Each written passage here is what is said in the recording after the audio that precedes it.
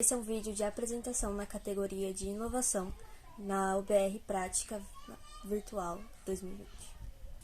Olá, meu nome é Guilherme Fortunato Miranda e normalmente na UBR são utilizados sensores de refletância ou de cor para resolver os desafios que envolvem seguir a linha na zona de percurso.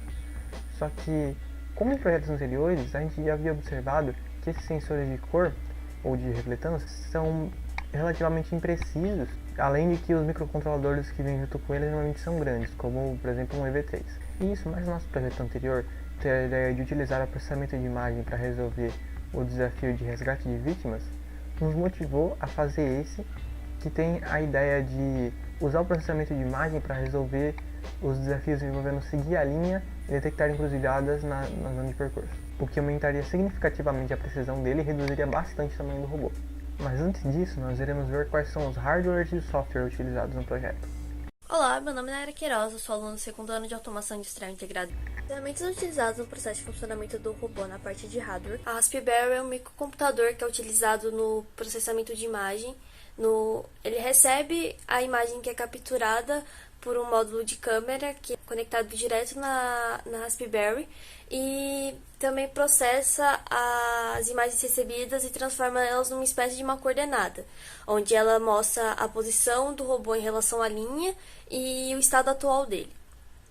Também foi utilizado o Arduino Nano. O Arduino Nano é um microcontrolador que é utilizado na leitura de sensores ultrassônicos e do acelerômetro, que são utilizados respectivamente para a detecção de obstáculos e detecção de rampa, consequentemente levando a sala 3, além dele também receber as informações da Raspberry para conseguir controlar os motores.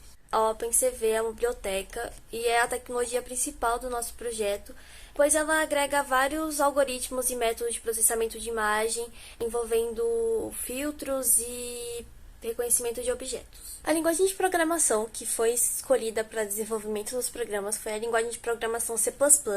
Ela foi escolhida devido à sua compatibilidade com a OpenCV, desenvolvida em linguagem C e C++. Ela também foi escolhida devido à rapidez que ela proporciona. A estrutura ela foi projetada utilizando o software de CAD 3D, o SolidWorks. No primeiro ano, a gente tem uma matéria de desenho técnico, que a gente utiliza esse software. Essa estrutura ela foi projetada para acomodar todos os componentes necessários para o processamento de imagem ser eficaz, além de ter um tamanho agradável para ele conseguir cumprir os desafios.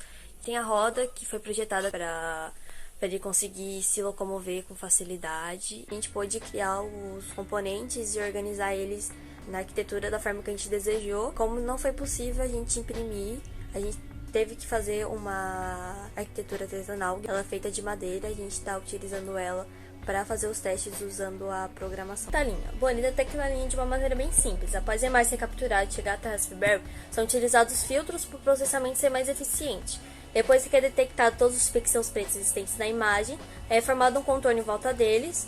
Com o contorno é encontrado e marcado o ponto central, que está relacionado de acordo com a sua posição na imagem, com o resultado no erro da posição do robô e a linha. Com isso, o robô consegue seguir uma linha reta e passar pelo gap, já que ele só continua o trajeto reto, e assim que ele avistar a linha depois do gap, ele começa a se ajustar a ela. Bom, então nós detectamos as curvas sem verde. A curva é a parte mais difícil de se detectar. Primeiramente, para nós sabermos se é uma curva de verdade, nós vamos em conta do primeiro indício, que é se o erro está muito grande, porque se há uma curva, há um erro considerável na imagem. Depois nós utilizamos os pontos extremos do contorno, porque se um ponto extremo do contorno estiver muito no canto da imagem, quer dizer que a linha também está indo para aquele lado. Se isso acontecer, normalmente é uma curva, pode ser para a esquerda ou para a direita. Ou o ponto extremo pode estar um pouco para o canto. Aí o programa percebe e detecta que é um falso positivo. Uma das chaves também para ele conseguir saber se é realmente uma curva é que ele pega o ponto mais alto da imagem. Porque se o ponto mais alto da imagem tiver com uma diferença grande do ponto extremo, quer dizer que a linha continua. Então ele continua e não executa a curva.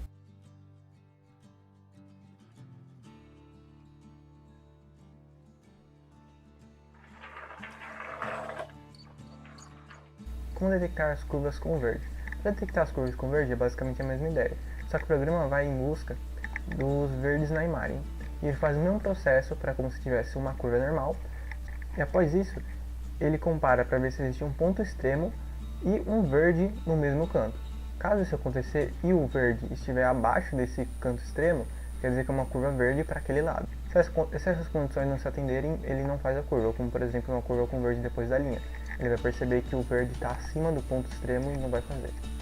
Bom, isso também é análogo ao 180, porque no 180 ele vai procurar o verde dos dois lados da imagem. Se ele encontrar e as condições de uma curva normal forem cumpridas, ele detecta como 180.